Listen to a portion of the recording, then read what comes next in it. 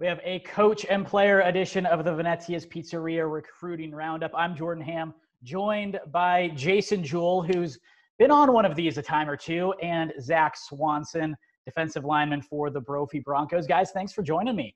Thanks for having us. So, Zach, I'll start with you. Just how has the offseason been going for you? I'm sure it's, not exactly what any of us planned, but how are you staying busy and continuing to prep for football season?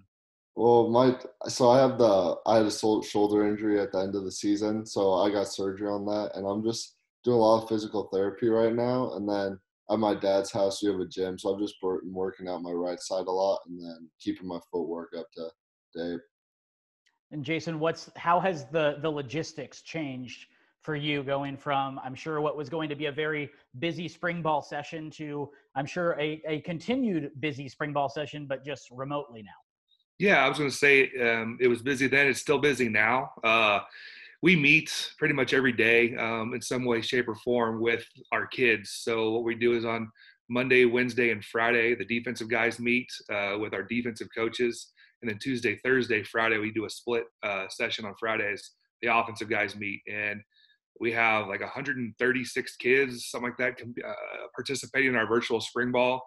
And most of our coaching staff gets on there and is great. It's been great for our kids. I couldn't be more happy really with how well this is going, and it's actually given me some ideas of how we can utilize technology in the future with our kids. And I think, while this stinks right now, I think I'm going to end up being a better coach when it's all said and done after this. And what's been, I guess, a question for both of you guys, what's been the biggest adjustment going through this, remote time? I'll let Zach go first. I think just like keeping myself accountable. Usually I have like my team to keep me accountable, like to go work out and everything. Now it's like on my own time, like I have to go work out, do it all myself, like not get like told by someone to go do it. So that's probably the biggest adjustment I'm making. Coach, how about you? To me, the toughest thing too is just not being face to face, with the guys and having that interaction and that contact with them. While I do see most of them every day, it's just tough. It's just not the same. Having meetings like this, it's great, but it's just not the same. And having a personal interaction, and then being able to physically show a kid how to do something, or it's just totally different. Mm-hmm. Mm-hmm. On the recruitment side of things, Zach, you got a handful of Power 5 offers. Cal and Michigan State just came through just a couple of weeks ago, as well as Florida State, Indiana, and Auburn. Just overall, how would you say the recruitment's been going so far for you? I think it's been going pretty well. I really like because I didn't get into too many conversations with a lot of coaches, but my last like 3 offers, like Cal, Michigan State, and FSU, I've had like good conversation with all the coaches. Then here, like every now and then, I'll get like a little like text from a different coach, like to go fill out a form. I think it's going pretty well. Mm-hmm. And those last 3 offers, you look at Florida State with Kenny Dillingham, Charlie Ragle over at Cal, and then Mel Tucker, and that staff has all 3 of those programs have really recruited Arizona well. What have they kind of talked to you about?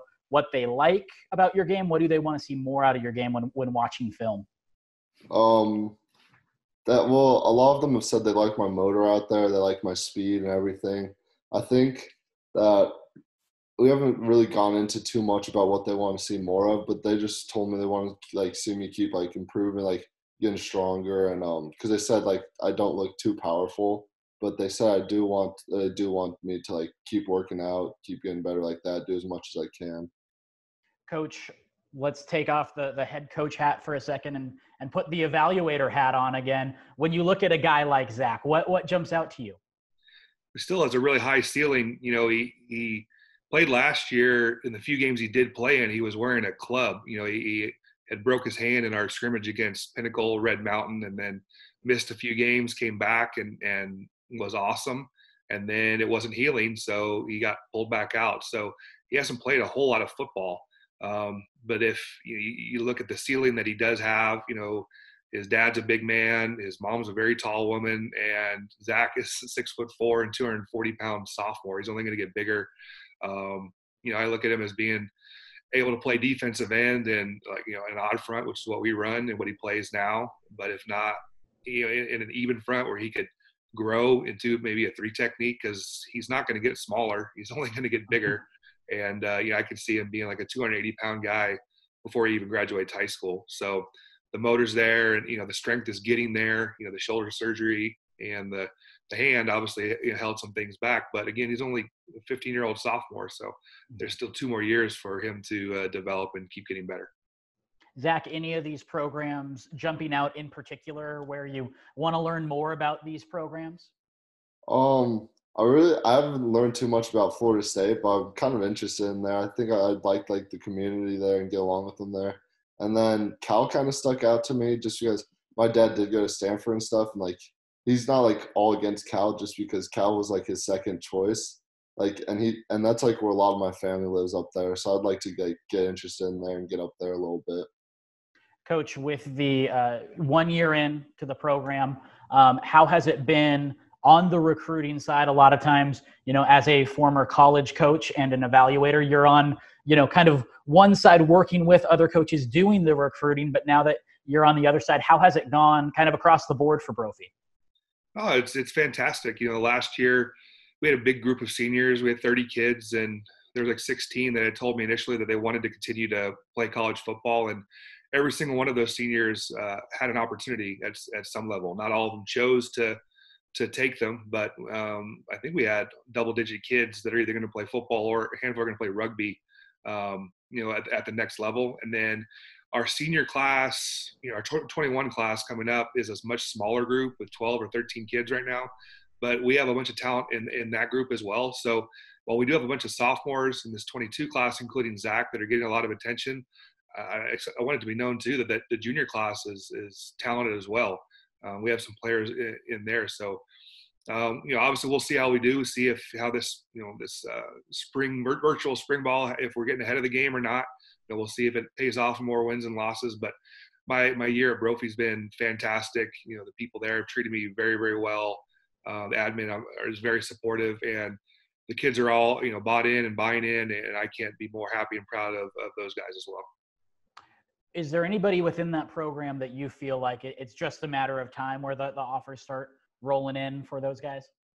I mean, yeah, there's a handful of the juniors that are getting some serious attention. We have a free safety wide receiver, Anthony Gonzalez, that's, I've been told is getting close to getting some stuff. And we have a corner, Miko Bona, that has been getting a lot of attention, and big receiver, Andy Salome, has gotten some calls on him. But I've gotten a lot of calls on almost all of our guys, all of those seniors. Against a smaller class, but most of our kids have fantastic grades, so there'll always be an opportunity for a kid that plays. I tell them, if you're a playmaker, you make plays for us, and then you keep doing what you're doing in school, there's going to be an opportunity. It's not going to be in the biggest town or the biggest level or Division I, but there'll be opportunities for these kids. If they want to continue to play college football, they're going to have those opportunities. So I feel like, there's a handful, others that are going to get some Division III type stuff here, pretty soon. So, and while those aren't offers, it's still great opportunities and something good on a resume later on down the road. When you graduate from college, it's something to put on a resume and separate yourself to, potential jobs. Zach, you and Ben Morrison have kind of been the guys in that class of 2022 getting some big offers. How hopeful is it having another guy on that defense kind of going through something similar where you guys aren't kind of navigating this recruitment alone on the player level? It's really helpful. We love talking about it. He'll get a call, he'll text me, or I'll get a call, text him. We'll just talk about it. I just like it because it's not it's kind of like someone to share the fame with. You could go congratulate him, a nice job, and he'll congratulate you. It's just nice to have someone else there with you. Mm-hmm. And Coach, where did you see Ben kind of have his progression throughout the year last year? Well, he started off right. He was hot right away when we played Liberty. He had an interception in the first series, and Ben's his dad played for a long time and comes from a very athletic family, and he's going to be one of the top corners on the West Coast. But he played really, really well, and I thought he played well in our game against Hamilton, going against a very talented receiver in Brendan Rice, and Ben did a good job. He wasn't scared. Of course, Rice, who's a baller himself, made plays, but Ben made some plays too. So, and showed that he can hold his own. So, yeah, I'm excited about, that sophomore group is talented. There's no doubt about it. Mm-hmm. Guys, we appreciate the time. Obviously, a busy time of year, juggling a lot of new things. I appreciate you guys sitting down with me and kind of sharing both of your experiences for the Brophy Broncos. You're the man. Thanks, Jordan.